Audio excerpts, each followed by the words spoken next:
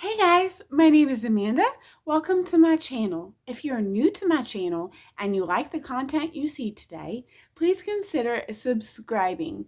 If you have already subscribed, you're absolutely amazing and thank you so much for your support. Everyone, please consider giving me a big thumbs up as that really helps me out here on YouTube. Also, before I forget, if you do subscribe, remember to hit that bell button so you're notified every single time that I upload. I am so excited about today's DIYs, so let's jump into it. For our first DIY today, I'm going to show you how I made this adorable Highland cow picture using mostly Dollar Tree items. Of course, if you don't like cows for decor, you could substitute that image with any other image of your liking. Okay, so I have my image that I printed out on Cricut Design Space. You just type Highland Cow into images and you'll get several choices. I have two pieces of scrapbook paper that I liked from Hobby Lobby and also a wood round from Hobby Lobby. Now, Dollar Tree does sell some wood rounds. I couldn't happen to find one, but if you get a package from Hobby Lobby at 50% off, it is almost the same or relatively the same price if you break it down. Now I am going to coat my wood round very heavily in this glue stick, and then I'm going to take the piece of scrapbook paper that I had cut to the size, and I'm going to cut down the middle of it, and then I'm just going to make it into two equal pieces like so that when I place it on my wood round, there is a gap in the middle which I can fill in with the second type of scrapbook paper. So here you can customize scrapbook papers any way that you like. I had just gotten a farmhouse packet at Hobby Lobby and decided to use these. So now I'm going to take beaded wreath round from Dollar Tree. I'm going to cut off the tag and place it on top of my prepared sign. I'm going to use hot glue to glue it down. Now at first I was a little worried about the paper lifting. This really didn't happen. Only in one little spot did the paper lift, and I actually just put some hot glue between the paper and the wood round in the spot which the paper lifted up a little bit. And once I did that, this was all nice and firmly attached. And then you can go ahead and add in whatever image that you like. Again, I got this from Cricut Design Space. I just used some transfer tape to transfer it to the paper on the round. I will say, if you're going to be doing this, maybe fuzz your transfer tape a little bit so it doesn't stick to your paper too badly, but this worked out really well for me, and here's my adorable image. I do recommend going over that image and all of your scrapbook paper with some Mod Podge just to make it last longer and make it a little bit more resistant to the elements. And then I just formed a little bow with some Dollar Tree ribbon like so. I just wanted a small little bow to cover up in the middle of the circular beads where you can kind of see that wire. So I'm just going to tie my bow in the middle with some twine, but you could use a pipe cleaner or a zip tie, whatever you like. And then I'll be placing it down right on top of that spot to cover up the little place that I had just mentioned. Once that is done, you can manipulate your tails a little bit and get them to lay exactly how you want. Even tack them down with a little bit of hot glue if necessary. And I do like to dovetail my tails, which is cutting a triangle upward. This just gives a finished and boutique look. So here's what this looks like. I think it is absolutely adorable for just a couple of dollars. I love the contrast in the paper, and again, it's very customizable to whatever image and whatever papers you like. Time for our next DIY, a quick and easy one using a Dollar Tree item as well. Dollar Tree has these little houses right now, and they're actually shelf sitters. They're quite thick and very sturdy, and I love the way they look. They come in a couple of different varieties. So I grabbed up some more scrapbook paper that was in that same scrapbook pack that I had purchased from Hobby Lobby, but any scrapbook paper or even Dollar Tree contact paper would work. You just cut it to size. I like to put some glue stick on the item itself and also on my paper, and then just smooth the paper down. I'll be Mod Podging over the paper later, but initially to get it to hold down, I like to use a glue stick so there isn't so much bumping or wrinkling from the Mod Podge. So here's what that looks like. And then I have some Dollar Tree rub-on transfers. I just chose the one that I liked, and then I'm just going to be varnishing it on right on top of that paper. So Dollar Tree has a lot of different choices of rub-on transfers, or you could use stickers or your Cricut, whatever you like. So here's some more little greenery rub-on transfers that I put on there. And then I went over the face of this with some Mod Podge. Here is another little house that I did the same way with a different piece of paper and some more of those rub-on transfers from Dollar Tree. Your Cricut tool works really well to help you rub on this transfer, and just carefully lift the film. If you see anything coming up with your film, you can place it back down and just varnish or rub a little bit more. But here's what these look like. Very inexpensive, very, very cute, and just perfect for a tier tray or vignettes. Now I'm just going to talk briefly about my collaboration today with my friend Stephanie over at Mama Can Make It. She is my best friend in real life and also an amazing YouTuber, and I love it when her and I do collaborations because she is so talented and I truly love the things that she puts out. So I can honestly tell you that if you like any of the decor that I make, you will absolutely love her. Here's a few of the different things that she has made. Such amazing creativity, and she really thinks outside of the box and puts attention to her projects and attention to detail. So I know you'll absolutely love her. Please check her out. She will be linked in the description box below and you will not be disappointed. Okay, on to our next DIY. I'm going to show you another wood round. This one is also fairly easy, but comes out so beautiful and is very customizable. I grabbed some larger wood rounds at Hobby Lobby. Again, if you get them 40% off or 50% off, I actually got these 40% off. You can get a really good deal on them, and they're very inexpensive. For these, I opted to get less in the package, but thicker ones. You can also get 6 in the package that are a little thinner. I stained my wood round, and then I placed an image that I printed out from Cricut Design Space by just typing in cow. This is what I came up with. So I weeded it, and I'm going to place it down on top of my wood round. Again, if you do not have a Cricut, you could use various different ways to do this. You could use a stencil. You could even cut vinyl with scissors into a shape that you like and place it down. But ultimately, you just want a design that you like to use as a stencil placed down on top of your wood round. Now, if you're having trouble getting this to stick, you may need to sand down your wood round a little bit, sand down that stain, which is what I had to do to get my cow stencil to stick. I then painted over it with a generous coat of my Waverly Snow White chalk paint, and we're going to want to remove the stencil before the paint is completely dry, about 3/4 dry, I would say, just to make sure that you can get the stencil off okay. I used a weeding tool and I just pulled it off in pieces, and this just worked out so well. I do recommend painting over top of your stencil with a sponge brush, but if you don't have one, a regular brush works out fine like it did for me. I then took my Dollar Tree sanding block and sanded over my entire wood piece just to mute everything and kind of blend all of my little edges there. And here's what that looks like. I have this ribbon from Hobby Lobby last year in the spring section. It's actually called a garland, and I have my scissors and rotary tool that I'm just showing you. I actually just got them from Walmart, so I was really happy about that.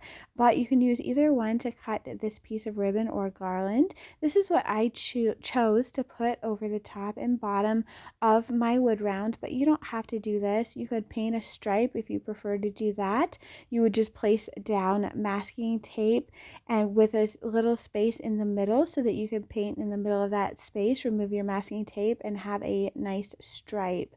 But this is what I chose to do, and then I chose to put a bow on there with the same Dollar Tree beautiful ribbon that has the lace on it. I just crisscrossed over for one of my classic little X bows where I have 2 loops on either side, and then I kind of set it down so I could go ahead and grab my tails. For my tails for this particular bow, I just took a long strip and folded it over and then cut it down the middle so I had 2 pieces of equal length. I crisscrossed those in an X fashion, and then I put my bow on top. I made another bow with this little garland ribbon that I've been using, and then I zip tied everything together. You will want to pull your zip tie as tight as possible because the tighter you pull your zip tie, the more you can fluff your bow out. I am then going to be going around the middle of this bow with another piece of that garland ribbon to cover that zip tie and clean everything up nicely. So you just glue it down and then wrap around and glue down the other end. Just make sure to pull this piece tightly so you don't have any bulging or bunching. That is done, you can trim off the excess and you'll have an adorable little bow to attach to your wood round.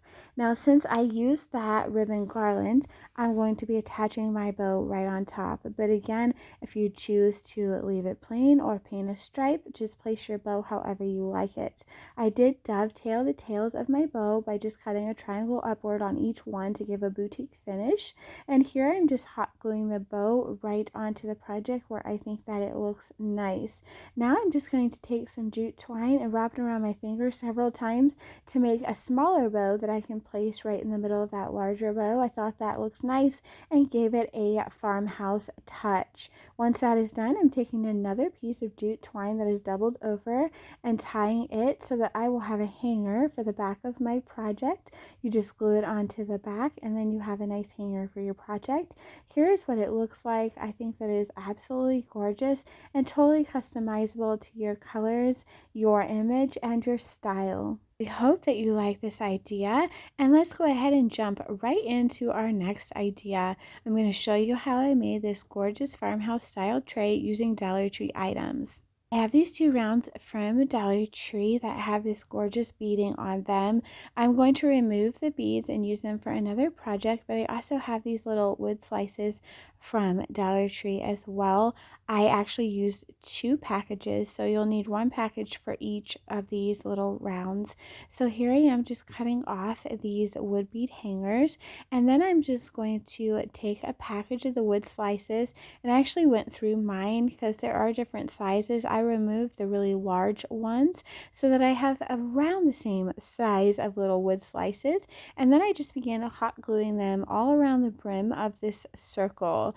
And now you can use a longer term adhesive if you like, but hot glue actually worked fairly well for me, so I'm just carefully placing them down. Do watch your fingers on this part until they meet up, and then I have a nice little wood round framed out with these wood slices. So I'm going to be doing this twice, of course, for our tray. So here is what that is going to look like, and now you can use anything you want for the riser of the tray. I didn't have a lot of options, so I grabbed these 2 wood blocks from Dollar Tree that I had stained in a previous project and glued together, and then they weren't quite high enough for what I wanted, so I decided to glue wood slices to the top and bottom just to rise them a little bit. So I just fit 4 wood slices on the top using some hot glue, and I did the same to the bottom, and this just makes my pillar a little bit higher, and I think it also adds a little bit of cute character if you're looking at it from the side. So just kind of do a dry fit and make sure everything looks okay before gluing it down, and then you will have the pillar or the riser part of this tiered tray. Then I'm just going to place hot glue right on top of those wood slices and glue it down directly to the middle of my bottom tray, and then I will apply some hot glue to the top of this pillar, and I'll place my top tray right down on top, just being careful to center it. Hot glue is a little bit merciful in giving you a few seconds to move things around before it sets, so just make sure that it is centered. And here is what you have, an absolutely gorgeous little tiered tray. Now, the sides of the wood rounds, as you can see, Dollar Tree wasn't quite consistent with the color of those, so you could paint those little tiny sides of the wood rounds if you wanted to, but I think that it just adds character, and I think that this little tiered tray is adorable. I placed it on my coffee bar with some more of my farmhouse decor, and I absolutely love how that it looks. So please let me know what you think and if you'll be recreating this down in the comments. With all of that being said, let's jump into our next idea, a quick, easy farmhouse sign. I'll love you till the cows come home. Grabbed one of Dollar Tree's new rectangular signs that are faux wood or pressed wood, and I am going to be painting the inside of my sign with Waverly ink chalk paint. So I just used some painter's tape to protect my frame. If you are not as clumsy as me, this step may not be necessary, but I did not want to have to worry about mess on my frame. So I just gave it a generous coat of this ink colored chalk paint, but you could really use any color of paint if you're not interested in using a black color. I think white or a gray or even a different shade of tan would look really pretty. So once I have that all done, I'm just going to go ahead and remove the painter's tape, revealing my beautiful sign. So here it is. Now I have a cow and an expression from Cricut. I printed out the cow by searching Highland Cow, and I took it out of a larger image that had florals on it, and then I just made my own words that said, "I'll love you till the cows come home." Now again, you could use any image that you want, and you could use rub-on transfer stickers or wall stickers from Dollar Tree. So there's a lot of options. I just really thought that this was cute and wanted to make a little sign. This was so quick and easy. You could embellish this with a bow if you wanted to, or put some of those leftover beads from previous projects on the hanger. I just kind of like this as is, but totally customizable. It's absolutely adorable in my opinion. Okay, so for our next idea, I'm going to show you how you can jazz up some of those metal cutout shapes or animals from Dollar Tree. I had this Dollar Tree beaded garland that is like a circular shape, and then I had one of these pigs, and I just wanted to jazz it up a little bit and combine these two just to make it look nicer. So I untied the hanger on the top of my pig, and then I am going to be untying my garland and using the beads from the garland to string onto my little pig.